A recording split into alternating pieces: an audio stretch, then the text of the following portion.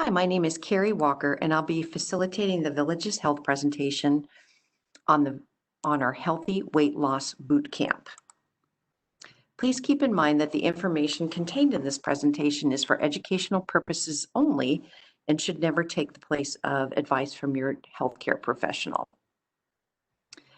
I'm excited that you're listening to this presentation because losing weight takes more than desire. It does take a commitment. It needs to become a lifestyle. People who lose weight gradually and steadily, about 1 to 2 pounds a week, are more successful at keeping it off. It takes 3,500 calories to burn in order to lose a pound. So that's quite a significant chunk of food, if you will. So it's important to go slow. Some of the barriers to weight loss I wanted to go over include the following. As I read the list, think if any of them apply to you. Are you having a tough time right now coping with loss of a loved one, a divorce, some type of trauma in your life? Do you struggle with a food addiction? Do you find that you do emotional eating, self-sabotaging? Do you have any drug or alcohol addictions? Poor time management skills, negative thinking patterns, or any trouble with relationships at this point? If you answered yes to any of those going on currently in your life, they could be sabotaging your desire to lose weight. So I encourage you to take a deeper dive when you can and see what you can do to address those particular areas of your life, because they will stand in the way as obstacles for your success to lose weight. It's important to understand what is your why of wanting to lose weight. As we go through today's program, take some time to think about what your purpose is for wanting to lose weight. Be clear on why this change is important to you. Being clear can help you stay focused toward your goal even on the hardest days. Think about what's good about your current lifestyle in terms of not losing weight. What's bad about it? What's going to be difficult to change, or why don't you want to change? These are all good questions to address because the answers to them could sabotage your success. In today's presentation, we'll be taking a look at 3 areas and how they not only impact a healthy lifestyle and a healthy body in general, but how the role that they will play on your weight loss journey. We'll take a look at sleep, exercise, and nutrition, starting with exercise. Get active and stay active. That is the goal. Exercise and physical activity both help to burn off extra calories that you can't cut through diet alone. Physical activity such as gardening or walking a dog could also constitute exercise. So for the remainder of the presentation, I will use those 2 terms interchangeably. Exercise offers numerous health benefits, including strengthening blood vessels, strengthening your heart, which is a muscle, which result in a decreased blood pressure. Exercise produces endorphins and other neurotransmitters in your brain that boost your mood. Exercise also helps with maintaining weight loss over the long term, so that if you find yourself overindulging at a couple of events, being able to burn those extra calories will make sure that you stay on your target goal. When you're designing an exercise program, you want to make sure to include the 4 components: endurance, strength, balance, and flexibility. We'll be taking a deeper dive into each of those in the next slides. I do want to mention that sometimes an activity will actually encompass more than one of these areas. For example, for an endurance exercise is running, but while you're running, you are also strengthening your leg muscles at the same time. Strength training also helps balance your balance as well. So they all can go interchangeably. I have found, though, that people tend to favor one of these categories over another. So as you look at what you're currently doing in terms of physical activity or exercise, take inventory and see how your current activity, which categories it encompasses. For example, I enjoy going to the gym and doing strength training. I tend to overlook or pass by endurance or cardiovascular training because I don't like it as much. But it's important that I strengthen my heart as well. So I have to be very conscious about making sure when I go to the gym, I do get on the treadmill as well. Endurance activities are those that are referred to as aerobic activities or cardiovascular exercise. They're important because they increase your breathing and heart rate, which results in a healthier heart, lungs, and circulatory system, improving your overall fitness. If you have more endurance, you're not going to get as tired out, which could help prevent you from losing your balance as easily. Endurance activities can delay or prevent health conditions like diabetes, breast and colon cancers, and heart disease, reducing your risk for some of these conditions by as much as 80%. Examples of endurance activities are listed here. Walking, jogging, even yard work at a good clip can constitute endurance activities. Dancing, swimming, biking, climbing stairs or hills, playing tennis, basketball, any activity that elevates your heart rate is typically considered an endurance activity. The goal is to build up to at least 30 minutes of moderate intensity endurance activity on most days.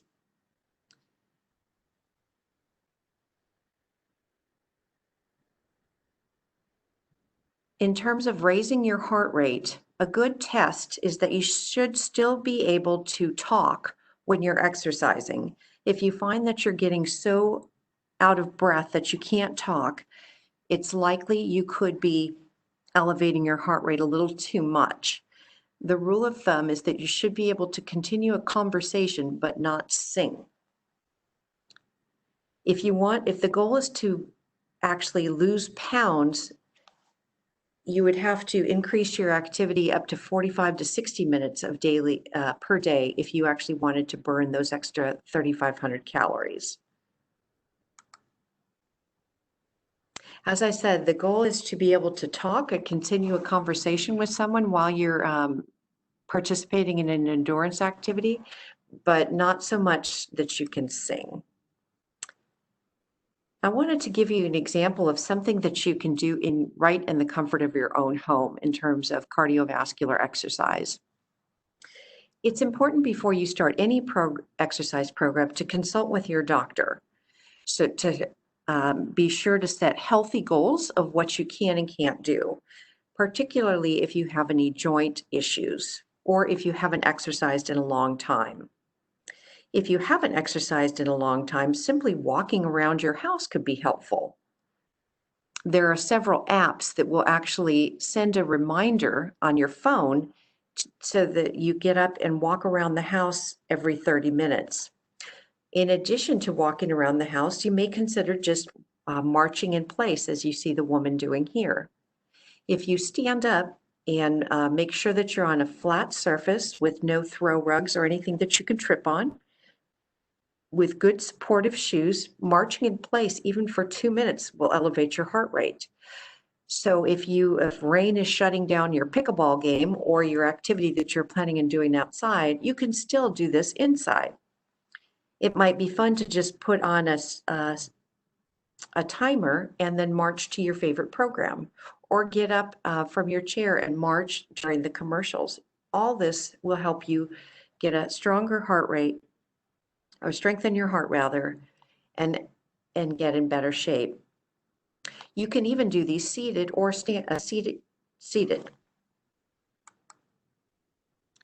It's important to make sure that you keep yourself safe. Listen to your body, particularly if you haven't exercised in a long time. Make sure that you warm up and cool down sufficiently. As we get older, the connective tissue in our bodies becomes less elastic, which means it's easier to pull a muscle. Make sure to schedule at least 10 minutes of warm up and cool down after all activity. Stay hydrated, especially if you're exercising outside. You can use safety equipment, particularly helmets if you're riding a bike. Strength exercises are aimed at improving muscle strength. Some of us might feel that we don't need to do any weight training. However, we lose 10% of our muscle mass every decade after the age of 50. This means that if you don't incorporate any aspect of strength training in your exercise routine, you will actually be losing muscle mass. I like to tell the example of a woman who I was helping to train after she had an unfortunate accident of falling and breaking her hip. But the cause of her fall was not lack of lower body strength, it was lack of upper body strength. She had lost muscle tone sufficiently so that she could no longer pick up her iron. So when she went to pick up her iron to iron, she actually put some of her body weight in it to help hoist the iron up, and she tipped herself over.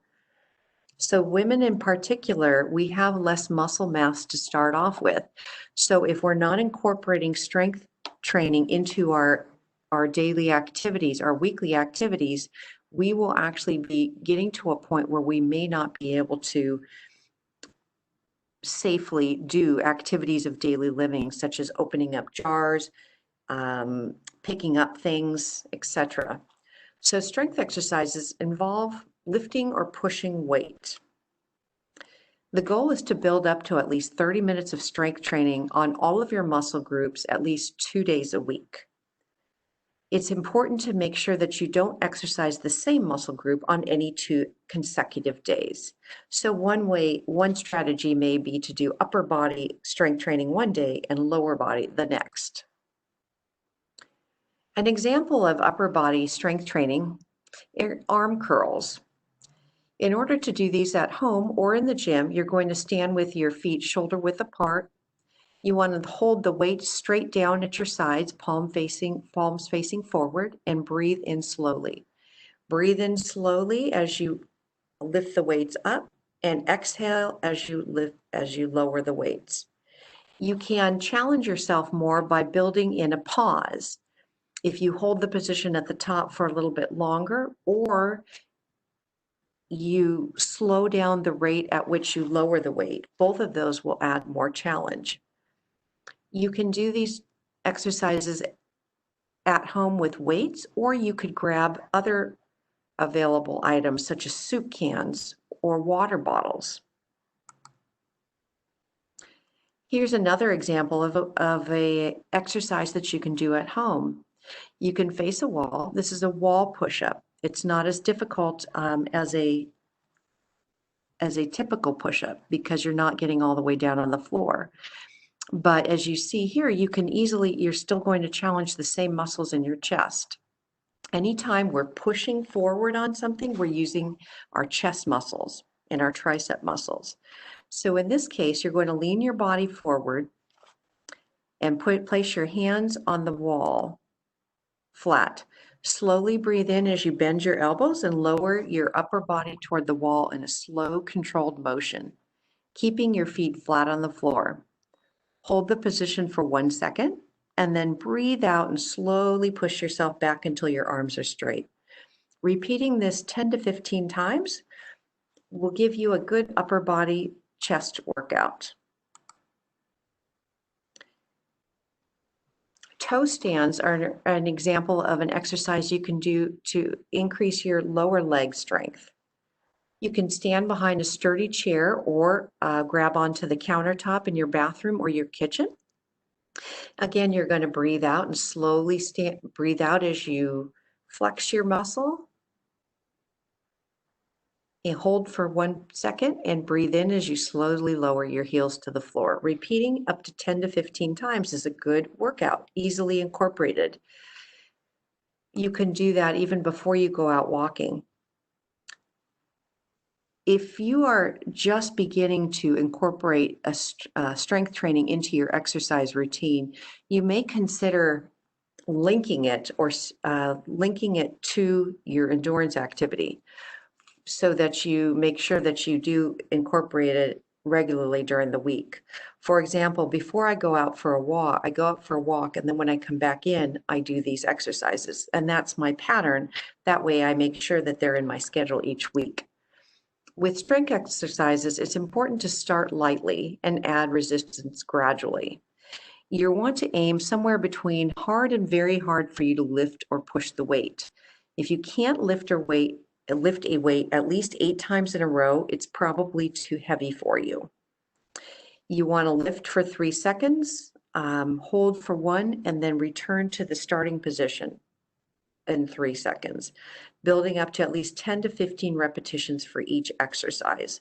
You don't want to increase your weight for a particular exercise until you can do at least 10 to 15 reps.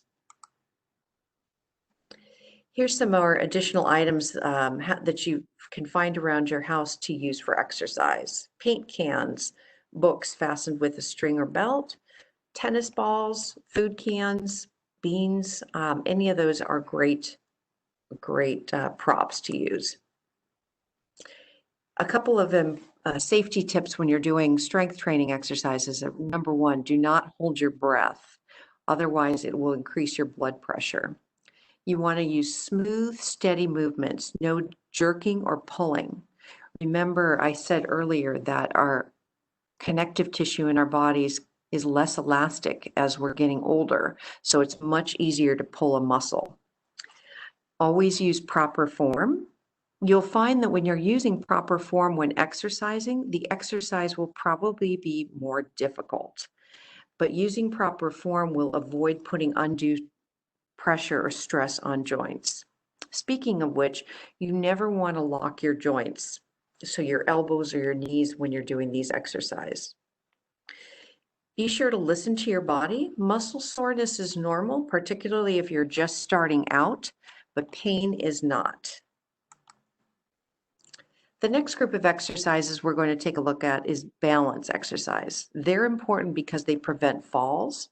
They can be done anytime, anywhere, as often as you like. These also include lower body strength exercises. The goal is to do the lower body strength exercises 2 or more days a week, but not again on any consecutive days, because you want to give those muscles time to recover. For safety, use a chair or wall for support. Here's an example of a balance activity that you can do at home. It's called the balance walk. You're going to, again, make sure you're on a flat, firm surface with no trip hazards, making sure that you have nice, stable footwear and adequate room to move. You're going to raise your arms to the side, shoulder height. Choose a spot ahead of you on the wall or that you can focus on and keep you steady as you walk. Dancers call this technique spotting. Walk in a straight line with one foot in front of the other. As you walk, lift your back leg. Pause for 1 second before stepping forward. Repeat for working up to 20 steps, alternating legs. This exercise restricts you to a very narrow gait pattern, which makes it more challenging. You can keep practicing this way, or if you need to create a wider distance apart, you don't necessarily need to put one foot exactly in front of the other. You can walk with a wider stance to make it a little less challenging. And as you improve, you can begin putting your feet more one in front of the other as if you're on a tight rope to challenge yourself. A side leg raise is another example of a balance activity because it strengthens your lower body, which helps you maintain balance when you're walking.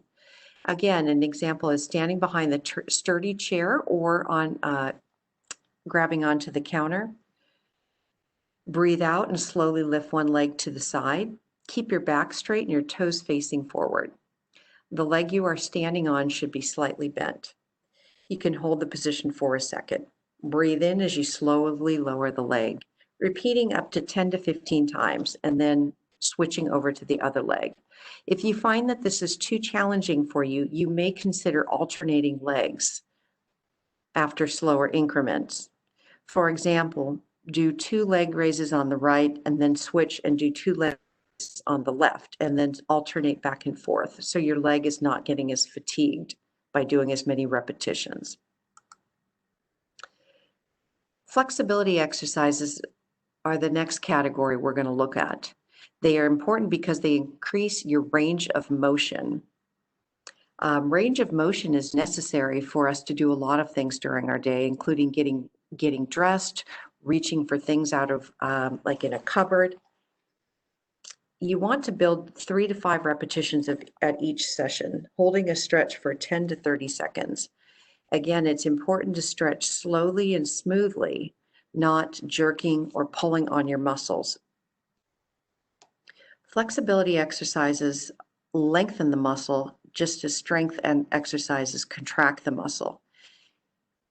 Lack of flexibility in our upper leg can account for a lot of lower back pain. So it's extremely important to make sure that you incorporate flexibility training in your workout program. Here's an example of a leg stretch that you can do even while watching TV. Sitting in a sturdy chair with your back supported. Only the balls of your feet and your toes should rest on the floor. And then you can use a bath towel or rolled bath towel at the edge of the chair under your thighs for support if the height is not quite what you need. You're going to breathe out and slowly extend one leg in front of you as straight as possible, but again, avoid locking your knee. Flex the foot to the point and point your toes toward the ceiling. You should feel this stretch in the back of your lower leg. And then you again repeating up to 10 to 15 times, switching off to the other leg. If you find that this stretch is too challenging to do 10 to 15 reps on one side, again, you can break it down, maybe doing 2 on one side and then alternating to the other leg. Next stretch. This is a nice one that you can do while watching TV in a sturdy chair. Do not try this in your car. Keeping your feet flat on the floor, shoulder width apart, slowly turn your head to the right until you feel a gentle tug. Be careful not to tip or tilt your head forward or backwards, but hold it in a comfortable position. Again, hold the position for 10 to 30 seconds, depending on your comfort level, and then return your head back to center and repeat on the other side. Always make sure to warm up before stretching. Breathe normally when holding a stretch. The stretch should feel slightly uncomfortable, but it should not hurt. Reduce the stretch if you do have pain, and never bounce into a stretch, and avoid locking your joints. Here's an example of how different activities stack up regarding burning of calories. Gardening is 378 calories for an hour for an average 175-pound person. Pickleball's up to 478. Basketball tops, well, no, it's not quite topping the chart, but that's 672 calories. Stretching is not as calorie intensive, but it's still necessary. Stretching might be an example. You can see that the stretching correlates with the yoga, the amount of calories burned in yoga. Calories in have to equal calories out in order to maintain our weight. If we're trying to lose weight, we need to burn more calories than we're taking in. So in order to maximize weight loss, we want to increase our physical activity as well as decrease the calories. We'll take a look at nutrition next. The benefits of healthy eating are it assures the right balance of nutrients that our body needs to function properly. Healthy eating improves our physical, mental, and emotional health. It helps prevent and control heart disease, high blood pressure, diabetes, high cholesterol, and even some types of cancer.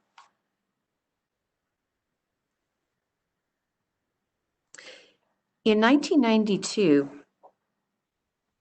the U.S. Department of Agriculture developed some guidelines of how much of each type of food group that we should eat, what portions. It was a little tough to figure out based on the pyramid how much we should actually be eating. How did this translate to my actual plate of food during every meal? In 2011, they came out with a much more user-friendly version of the food pyramid. Looking at the right side of the slide, this is a guide of what your plate should look like during each meal. The goal is to try to have at least half of our plate with fruits and veggies, leafy green vegetables during every meal. A quarter of our plate should be grains, such as our pastas or starches, or breads or rice and grains, and a quarter of it should be proteins. We'll take a look at the different individual groups next. Fruits. Any fruit or 100 fruits, the goal should be to have as many fresh fruits as possible. But if that's not convenient or likely to happen, you want to try to identify canned fruits or frozen fruits that have as little added sugar as possible. Adults need about 2 cups of fruit each day. Fruits are important because they contain different nutrients in them that can help lower the risk of heart disease, cancer, stroke, diabetes, and help maintain a healthy weight. Most fruits are naturally low in fat, sodium, and calories, and none have cholesterol. They're the source of some of the different nutrients that they contain are potassium. Potassium can help maintain healthy blood pressure and can be found in apricots, honey, dew melon, cantaloupe. Fruits also contain a large amount of dietary fiber, which is important in reducing our blood cholesterol levels. Fiber is also important for proper bowel function, help reduce constipation. Vitamin C is contained in a lot of fruits and is important for growth and repair of body tissues. And folate or folic acid helps the body produce red blood cells. Fruit is a nice alternative for dessert as well. Vegetables. The goal again is to eat raw or cooked fresh vegetables, but frozen sometimes can be a lot more convenient. If you are eating canned vegetables, make sure that you check the labels and are not getting too much sodium in your diet that way. The goal is try to eat at least 2.5 to 3 cups of per day, again, using the plate as your guideline.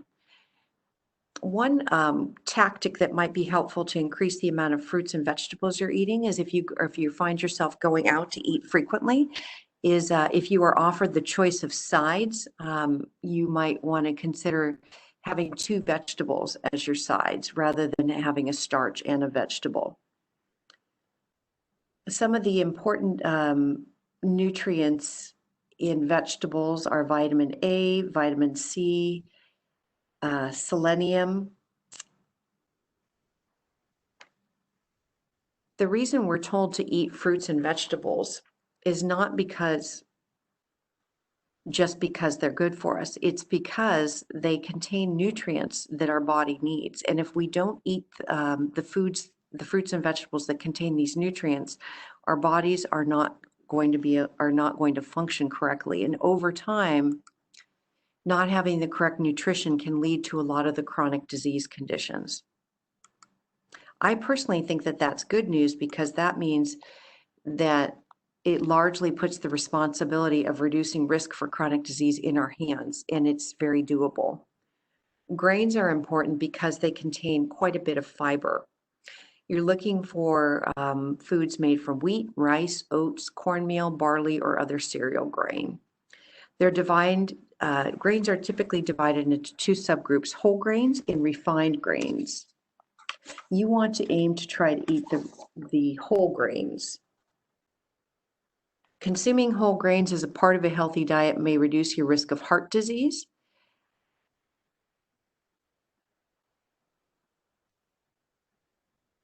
And many others. Grains are an important source of nutrients, including the fiber vitamin B, a lot of the B vitamins, iron, magnesium, and selenium. The goal is to try to have at least 5 to 6 ounces of grains each day, with at least 3 of the ounces being from whole grains. Protein. The building blocks of protein are amino acids. And amino acids and proteins are the building blocks of all the tissues in our bodies. Our bodies are constantly replacing cells. All foods made from meat, poultry, seafood, beans, peas, eggs, processed soy products, nuts, and seeds are considered part of the protein food groups. You want to select a variety of protein food sources, making sure to include at least seafood twice a week if you can, because it's been seafood has been known to reduce your risk of heart disease, as well as keep your brain healthy and reduce your risk of Alzheimer's.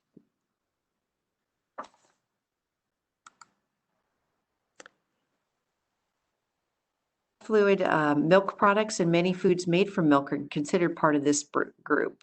Adults need 3 cups of dairy each day. It's important to realize that not all types of dairy contain calcium, such as cream cheese or butter, as much as I would like to say that they do.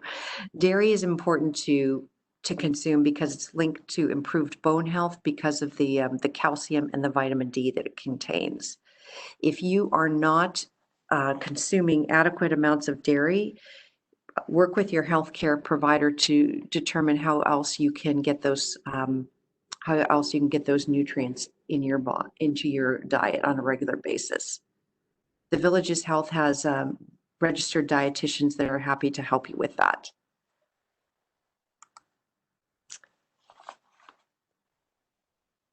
Now that you have a better understanding of the nutrients that you need to eat, let's take a look at portion control. Portion control is an important part of weight loss.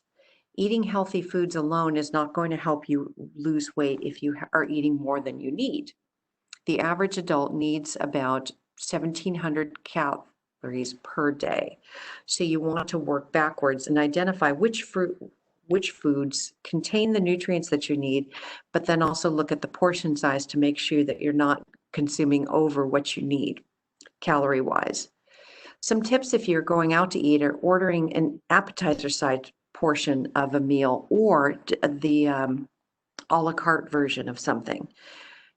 Make sure that you skip the appetizer. Instead of an appetizer, you might want to start with a veggie pack salad so that you're getting at least half of your fruits and veggies on that plate. Skip the croutons and go light on the cheese. I guarantee you that when you leave the restaurant, you are not going to regret that you didn't have the croutons and light on the extra cheese. Choosing an oil and vinegar dressing or asking for the dressing on the side is also a helpful way. Whoops, went backward. A helpful way to maintain your calories and not add extra calories. Asking your server not to bring the bread or chips to the table is helpful. You can't eat it if it's not on the table. If you consult with your friends if you're going out to eat and maybe see if they're okay with that too, so they don't automatically accept that bread when you're maybe up using the restroom and you come back and that wonderful bread and olive oil dip is already there. Another strategy is to take half of your meal home. As soon as your food comes, put it in the to-go container and box it up. That way you won't be tempted to eat it. Some other tricks to remember are keeping track of what you eat. When you're keeping track of what you eat, you're more likely to eat your food goal. Oftentimes when we review what we've eaten for the day, we forget to include a lot of the small things that we eat. That extra potato chip that we stole from the bag right when we got home before our dinner. That extra lick of batter, when we were making a cake, we didn't include those calories. And we also tend not to include the calories in our drinks. So keeping track will really illuminate why we're not losing weight. To promote weight loss, you must lower your calorie intake. So decrease start by decreasing the calories in items that don't necessarily aren't as big of a deal for you, such as the extra croutons or the cheese on your salad. Eating more plant-based foods are typically going to not only increase your nutrients, but also lower your calorie intake, making you still feel full and satisfied. Choosing whole wheat bread for sandwiches is an alternative. Take a look at what you're eating and maybe see what you could swap but still maintain. By that I mean, for example, if you enjoy having a sandwich for lunch, you could swap out the different type of bread. You could maybe instead of, you could substitute vegetables, lettuce and tomato for the cheese.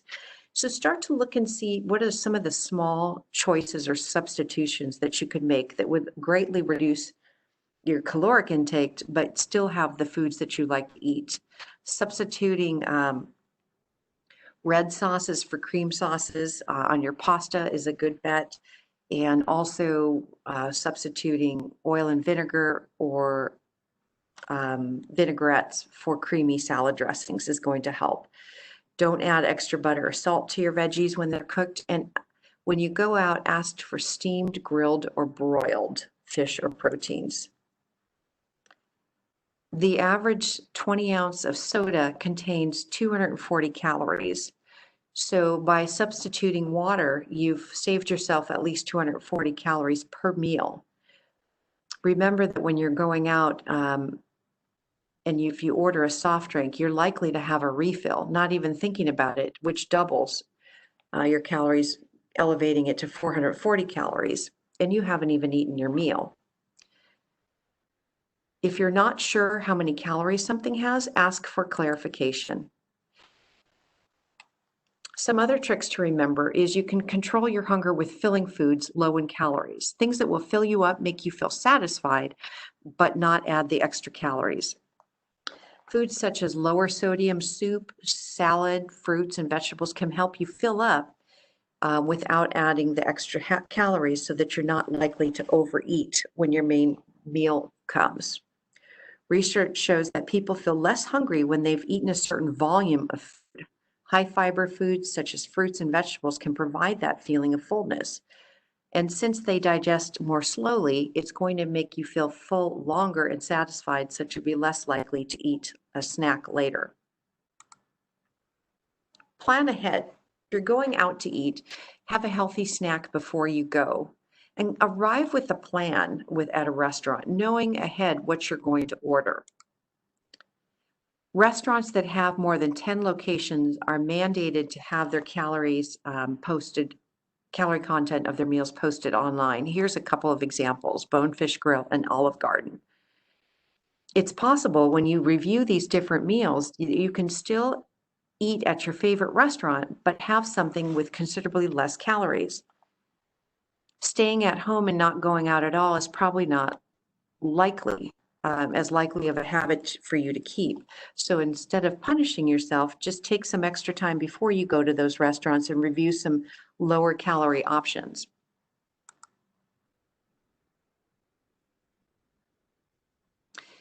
When you go out, your goal should be that one meal should be account for approximately a third of your daily caloric intake. If you know that you're going to be going out later in the day and having more calories, try to keep that in mind when you're planning your breakfast and your lunch. You want to avoid skipping meals because your metabolism will slow down. Your body will think you're trying to starve it, and it will slow your metabolism down. So you never want to skip a meal, but it's not a bad idea to try to spread your calories out if you know that you're going out for a particular occasion where you're more likely to have calories in the evening. Sleep plays an important role in weight loss. When we sleep, our body regulates two different hormones, one which controls appetite and one which controls our ability to feel satisfied after we eat. If we get enough sleep, we have a normal appetite and we feel satisfied because the levels of ghrelin and leptin are controlled and we're set where they're supposed to be. But if we don't get enough sleep over time, The hormone which makes us normally, that controls appetite, is at a higher level, making us more hungry, while the hormone responsible for keeping us satisfied becomes lower, meaning that we're less satisfied. So what this means is if we're not getting enough sleep, we're more hungry and we're not as likely to feel satisfied with the food that we're eating. So we're more likely to overeat.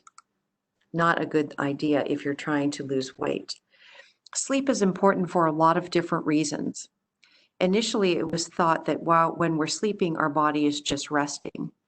Now research shows that there's a lot of different processes that go on in our body while we sleep that don't take place during any other part of our day. While we sleep, our immune system is repairing tissues. Muscle is being repaired. Memories are being consolidated from short to long-term storages in our brain. That regulation of the hormones I mentioned earlier is happening. Our emotional balance is being restored. Different processes are being used to make neurotransmitters that make us feel satisfied, balanced, happy. The goal for adults over the age of 65 and older is about 7 to 8 hours of sleep, represented by the blue boxes on this chart. But as you can see, there's another range, anywhere from 5 to 6 hours, ranging to 9 hours, depending on the individual. If you have found that you've survived on 6 hours of sleep consistently all of your life, maybe that's okay for you. In order to determine your amount of sleep, you want to, when you wake up, you want to feel refreshed and rested and not need any naps during the day. If you're able to do that on lower amounts of sleep suggested by the light blue range here on the chart, that's fine. Some people are not feeling rested unless they have at least 9 hours of sleep. So you want to pay attention and find what works for you. If you find that you're having trouble sleeping, you may want to follow the regime that I'm going to go over in the next few slides. For 2 weeks, you want to try to use what's called a sleep hygiene checklist. Part of that involves following a regular sleep schedule.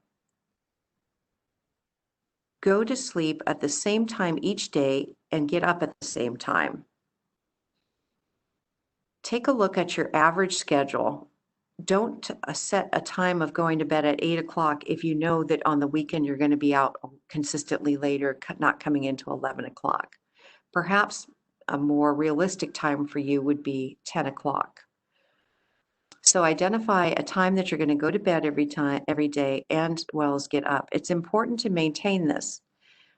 Often, if somebody is having a hard time falling asleep or finds themselves waking up in the middle of the night at 3 o'clock, they're more likely to be sleepy in the morning and not adhere to that regular wake-up time. But as much as you can, stick to it, because if you force yourself to get up at an earlier time than you'd like, you're going to be more tired in the evening and more likely to sleep through the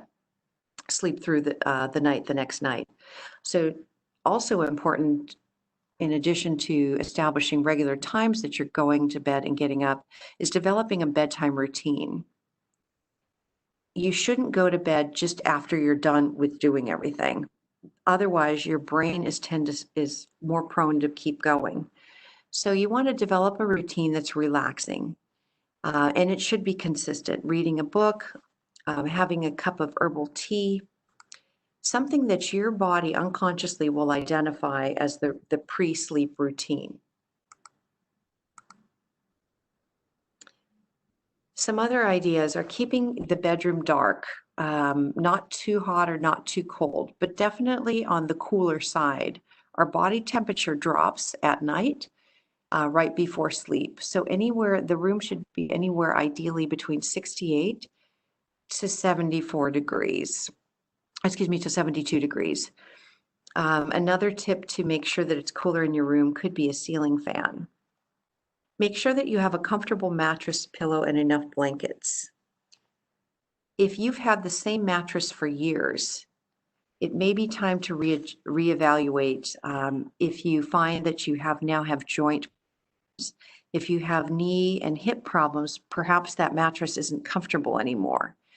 Even putting on a mattress pad or one of those egg crates on top of your mattress could help you get more comfortable.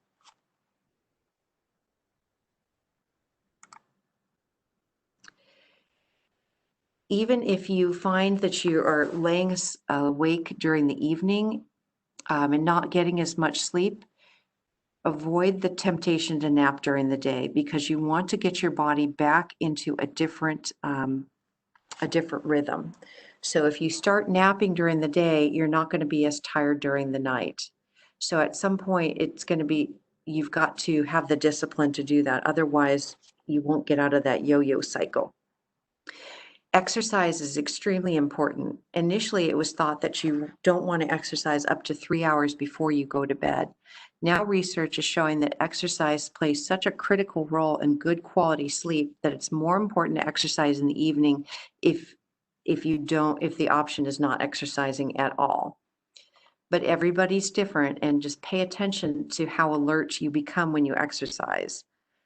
If you are finding that if you exercise in the evening and you're alert, maybe consider different types of exercise that you can do at night, such as stretching or yoga.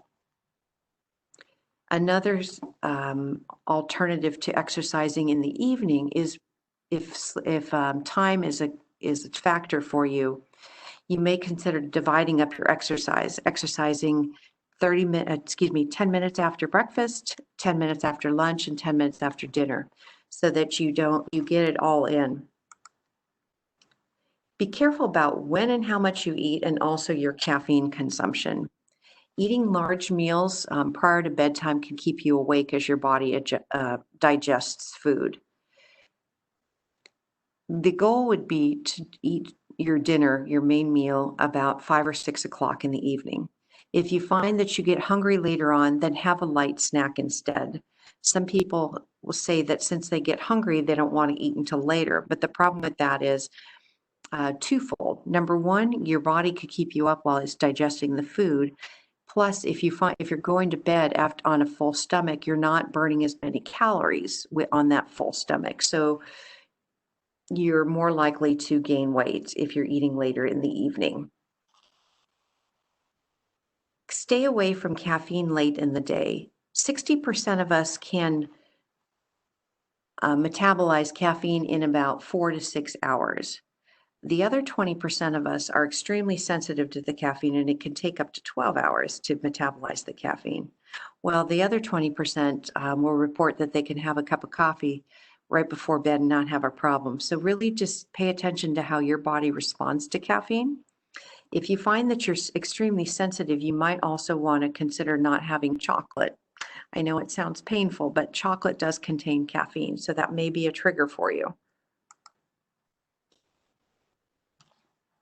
Drinking, it's important to stay hydrated, especially in hot weather, but try to space your drinks out during the day, more during the first half of the day, so that after dinner you're really limiting your consumption of water. Because if you're not drinking as much water, you're not going to have to get up in the middle of the night. Especially once you start getting into the habit of waking up to go to the bathroom, it's hard to get out of that habit. Speaking of habits, use your bedroom only for sleeping or sex. You don't want to watch TV extensively or read on your bed. It should only be identified with sleep. If you find that you can't fall asleep after you've laid there for more than 15 to 20 minutes, get up. Also, if you wake up in the middle of the evening and you're tossing and turning for more than 15, 20 minutes, again, get out of bed. You want your brain to associate the bed only with sleeping.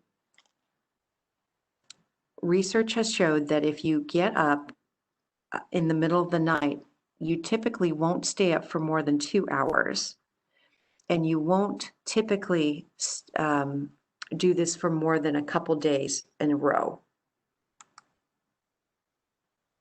So after you've tried all those things for 2 weeks, if you find that you're able to sleep, you can go ahead and maybe circle back on some of those and see if you can add them in. But for example, maybe it is okay for you to eat your dinner a little bit later. But then if you notice, do add in one different habit at a time and then see how it affects your ability to sleep. So now we're going to take a look at how stress impacts behavior. We're always told to take a deep breath, relax, enjoy life, keep calm, go easy. But sometimes we don't have a choice, especially if we're caring for another person. When we're stressed, we tend to exercise less. We eat more of the comfort foods, make poor selections of choices in terms of healthy foods. And we can experience sleep problems. So it really, stress, it's important to manage stress because it affects all those 3 areas, which in turn affect our ability to lose weight. We know if we're trying to burn more calories and lose weight, we need to exercise more. We need to eat less food and make healthier choices. And we need to have good sleep patterns, all of which stress will disrupt. I want to take us through a brief deep breathing exercise. As you're listening to this, I want you to close your eyes. We're going to take 10 deep breaths in and 10 deep breaths out. Begin by making sure that you're sitting comfortably with your back straight. I want you to put one hand on your chest and the other on your stomach. Breathe in through your nose. The hand on your stomach should rise, while the hand on your chest should move very little. Exhale through your mouth, pushing out as much air as you can while contracting your abdominal muscles. The hand on your stomach should move in as you exhale, again, but your other hand should move very little. We're going to breathe in to a count of 4 and out to a count of 4. We're going to do this 10 times. Breathe in, 1, 2, 3, 4. Breathe out, 1, 2, 3, 4. Let's breathe in a little bit deeper. 1, 2, 3, 4. And breathe out, 1, 2, 3, 4. Breathe in, 1, 2, 3, 4. Breathe out, 1, 2, 3, 4. In, 1, 2, 3, 4. Out, 1, 2, 3, 4. Breathe in, 1, 2, 3, 4. Out, 1, 2, 3, 4.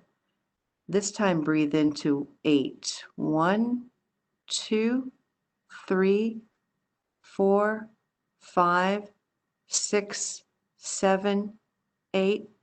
Exhale. 1, 2, 3, 4, 5, 6, 7, 8. Again, a little deeper to 8. 1, 2, 3, 4, 5, 6, 7, 8. Exhale slowly. 1, 2, 3, 4, 5, 6, 7, 8. Now open your eyes. It's amazing how a short exercise just involving deep breathing that can be done anywhere you are, for the most part, can help you focus. You should notice that you're calm, more settled, and thinking a little bit more clearly. Other ways to relax your mind involve writing. Some people enjoy journaling, talking, laughing, putting on a funny show. Doing anything that you enjoy or that makes you feel pampered are ways to relax your mind. Focus on the present. It's important to schedule time for yourself on your calendar. For some people, unless you actually schedule it on your calendar, it won't happen. Other ways to manage your stress are giving yourself time to escape in a book or a movie. I use the term stress management instead of stress elimination because stress is normal in our life, and a lot of times it's not possible to eliminate even the large sources of stress. So we need to incorporate some of these techniques. The ways on the previous slide were ways to relax your mind. It's important to also make sure that you incorporate exercises or ways to relax your body. Again, the different types of exercise, the aerobic, the strength training, stretching are all great ways to relax your body. Massage is one of my personal favorites. Aromatherapy and hot showers or hot packs can relax your body. If you are in a situation at home that's very stressful for you and you're not able to leave the house, just shutting the door in the bathroom and taking a nice hot shower could be just what you need to get to a different place mentally and relax your stress. So we've taken a look at how exercise, healthy eating, and sleep, as well as stress management, play a role in losing weight. Now let's make some goals. We have to make a commitment if you want to be successful and you want to change your lifestyle and become healthier. Make a contract committing to the process. Include on this contract why you want to lose weight. Write down specifically why you want to lose weight, how much you want to lose, and when you want to lose the weight by. In being specific, you'll be more likely to reach your goal. Talk with your healthcare provider first and evaluate the height and normal body weight for your frame. Ask your practitioner if they need to monitor weight, blood sugar, or blood pressure improvements. Keeping a food diary for a few days is very helpful. There's, in the next couple slides, there's some different online apps on your phone that you can use to help track your food.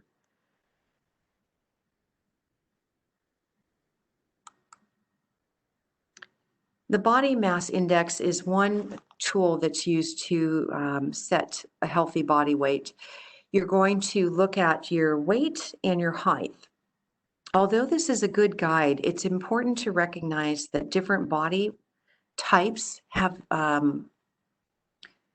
different BMIs. For example, a bodybuilder who has a lot of muscle and muscle weighs 3 times as much as fat might weigh 250 pounds at a particular height, as opposed to you that has not as much muscle, but more fat. So they can be a little misleading. You want to measure waist circumference, help screen for possible risks that come with being overweight and obese. If most of your fat is around your waist rather than your hips, you're at a much higher risk for heart disease and type 2 diabetes. This is because our vital organs are contained in our midsection, not in our hips. Step 3, set realistic goals. You want to know how many pounds are you aiming to lose per week? Your goal should be no more than 1 or 2 pounds because you're looking to have a lifestyle change. Changing your habits with the process will help you maintain your goals. Oftentimes people set a goal of losing a certain amount of weight, and once they've achieved that goal, they revert back to the habits that were responsible for putting that weight back on, and before they know it, they're right back at that same weight. So it's important to have a goal, but it's also important to evaluate your habits. Make that plan. You should have short and long-term goals. The long-term goal might be to lose 40 pounds, but how many pounds do you want to lose per week? Your plan should be specific, realistic, and measurable. Track your daily activities. Build upon your success each week and reassess your fitness level monthly as you get in better shape. All that said, making it work in the real world is what's critical. You want to make healthy living a priority. The goal is not just to consume less calories, it's also to make sure that you have nutrient-dense foods that keep your tissues healthy and your body running properly. Make your lifestyle choices easy and fun. Make it social. If you ask a friend to help make healthy changes with you, it's a lot easier to maintain. Let your friends know ahead of time that when you're meeting them at the restaurant that you want to try to make some healthier choices. Maybe instead of going to a Mexican restaurant, you're going to go to a restaurant that has healthier salad choices. Some ideas for exercise might be meeting someone to go walking, or meeting them at a halfway point that you both walk to and then have to walk back to your house. You really need to think ahead. I encourage people to sit down on Sunday afternoon and look ahead to their full week. When are they most likely going to have triggers? When are you going out to eat where you normally might fall down and order that dessert? Thinking ahead will help you plan. Also, meal planning is essential. If you get into the habit of meal planning before you go shopping, you're more likely to ensure that you have the healthy foods in your basket and the unhealthy ones that get left on the shelf. I, again, have found that if I don't have it in my house, I can't eat it. Reward yourself when you reach certain goals. Instead of rewarding yourself with food, reward yourself with maybe a massage or tickets to some event that you normally like to enjoy. Focus on intangible successes. How do you feel? Do you have an improved mood? Have you met more friends? Focus on those intangible successes to keep yourself going. Change your perspective. Understand that these healthy habits must become a way of life. Figure out things that made you unsuccessful before in your weight loss efforts and make sure to try to eliminate those from your daily routine. If you know, for example, that your bridge group always goes out for lunch afterwards, think ahead about this. Review the restaurant menu online maybe ahead of time, and come with a different plan of what you're going to order. Plan on making sure that you're ordering water when you're going out, not sweet tea. Really take a look at what you're doing currently, take stock of what you want to do differently, and be aware, be more self-aware. And then remember, when you do have a setback, don't give up. Start fresh every day. People who have not, that have been most successful in their goals, reaching their goals, are the ones that don't give up just after their first setback. A person that's not successful in losing weight isn't successful because they've fell off the horse the first time. It's because they kept falling on the horse and kept refusing to get back on that horse that they had a problem. These are some of the tracking options that I mentioned in the previous a few slides back as some really helpful tools that you might find that you like. No matter what your weight loss goal is, even a modest weight is likely to produce health benefits and reduce your risk of chronic disease. One way to keep it off is to make the healthy living your new lifestyle. Make sure that you build opportunities to exercise in every day, and that you have a plan B, such that if you're not able to get to pickleball, for example, because it's raining out, or your gym is closed during the pandemic, that you have alternatives. You want to have a menu of choices that keep yourself healthy, and don't let a couple of wayward days make you quit. If you get back to your habit within a couple days, you're back on track. It's when you stay off of your new habits for weeks at a time that it becomes much more difficult to get back on track. I hope that you have found the information contained in this presentation helpful, and the presentation has gotten you thinking about a few different areas of your life you might not have considered and how they impact your ability to lose weight and make healthy choices. If you have any additional questions or ideas, don't hesitate to reach out to the Village's Health Learning Center. Thank you so much for joining us.